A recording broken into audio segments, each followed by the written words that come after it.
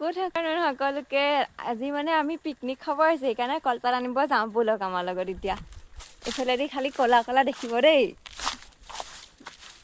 মই কাটি আনি দেখাই আছোঁ, মানে নহ'লে গোটেই মুখখন বুট বুটহে লাগিব। কলপাত যিহে ওপৰত আছে বৰ ঢুকিয়ে পাবা, আৰু বেলেগ ঠাইলৈ যাব লাগিব এতিয়া। এইফালে ক'তোৱে নাই দেখোন, গোটেইখন মানে বিচাৰি বিচাৰি ঘূৰি ফুৰিছোঁ।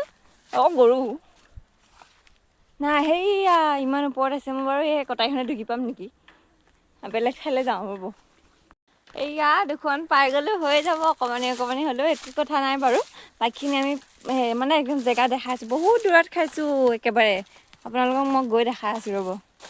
আমি পিকনিক খোৱা প্লেচটো দেখাই দিওঁ ৰ'ব দেই আপোনালোকক, দেখাব মই পাহৰিয়ে গ'লোঁ। এইটো আমাৰ পিকনিক প্লেচ, একে শুকান বননিৰ মাজত, ঘাঁহনিৰ মাজত।